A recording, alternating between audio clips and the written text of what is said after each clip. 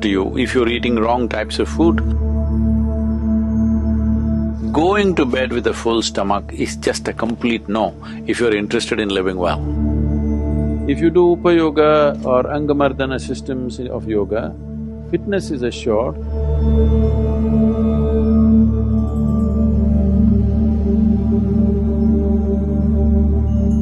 About eating food, in India there has been and still is to some extent, but unfortunately our modern schooling is wiping it out completely but there is a whole knowledge about at which time of the day what will go best into your system, in which season what will best integrate into your system. Like this, there's a whole elaborate cultural aspect. Eating without necessary sensitivity, neither for the food nor the time, you have no sensitivity, simply you eat something that comes your way. There is a big price to this, attached to this, there's no question. Above all, it is not just about ill health. You lost your vitality, you lost your sensitivity, that's a huge loss, it's like a partial death. You're not able to feel and experience things as sensitively as you did when you were a child or somewhere further up. That means you're half dead. So this partial death will happen to you if you're eating wrong types of food. If you just become little conscious, simply the quantum of food that you're eating will simply drop like that. Because you don't need so much food. The more food that you've put into this, the more it has to process to get the same amount of energy, it is taking a toll on the body. Let's look at it this way. 1960s, you had those big Fords and Chevys, massive ones like battleships, all right? How much gas they were drinking, and today the modern sleek machines, how much they're drinking? Well, now you're going into electric cars, nothing, no sound, no exhaust, no nothing, it's going smooth. So essentially, even with the machines we create, we are looking at fuel efficiency.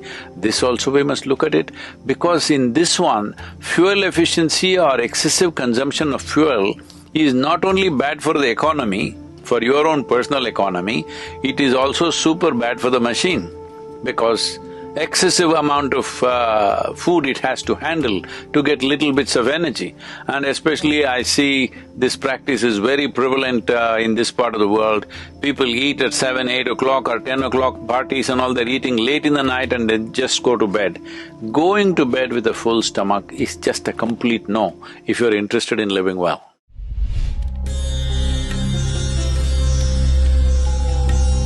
There is something called as Upa Yoga, that means sub-yoga, or useful processes of doing things which has no spiritual dimension attached to it. If you do Upa Yoga or Angamardana systems of yoga, fitness is assured, you will not need any equipment, all you need is 6x6 floor. And you will be super fit and you can build your muscle, everything. Only thing is, you won't become like this. A whole lot of people have become like this, they think they're fit, I think they're in a straitjacket. It's not just strength, it's not just the bulge of your muscle. The flexibility of your body is as important for proper functioning of the system. In yoga, we are not just looking at the muscular strength and other structure alone, the organ health is very important. So the system is evolved so that there is organ health. It's very important the body is flexible and usable.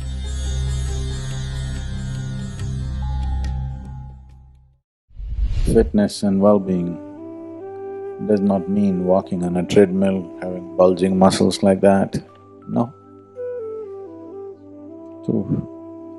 To strengthen the integrity of elements in our system is very important. So is there some way to do it? Yes, there are specific methods with which we can do. One simple way right now is work with the earth and water and plants and stay outdoors. That itself will do something. But in yoga there are specific methods. In fact, most of the yoga is just that, bhuta shuddhi, to cleanse the elements. So, without bringing a certain integrity to the composition of elements in the system. However strong you may think you are, in terms of life, you are not strong. You may be having muscular strength, that will not sustain you through certain aspects of life. You will see, not always, but you will see somebody who is seems to be very muscular and very strong physically, just one little ailment, poof, they'll go down like 2 days of fever, they will just go flat down. Somebody else who doesn't seem to be all that strong, who looks scrawny, you see, he can take any amount of beating. This depends on the elemental integrity within the system. How well integrated are your elements accordingly?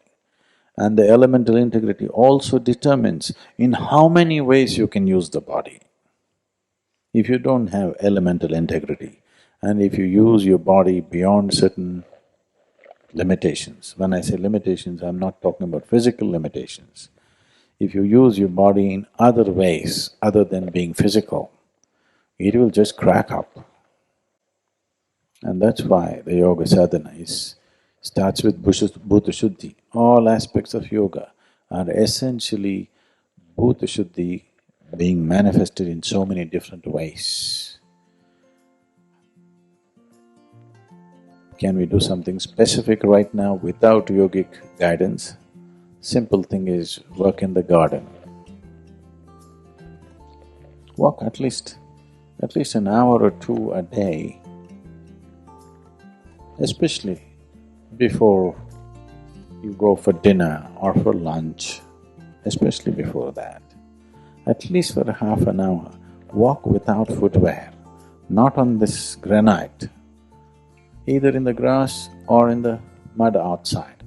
You will see body being in touch with the earth. When you eat the food that you eat, the way it integrates it is very different.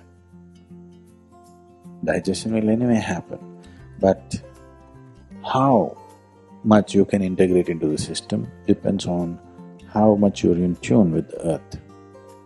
So, even half an hour if you walk without shoes or footwear, and the body remains in touch with the earth, you will see the elements will function with little more integrity than the way it is right now. So, a certain amount of being in the outdoor, being with the sun, being with the wind, being with the rain, being with the earth is very important because that is what you are. You are a product of that, you are a manifestation of that.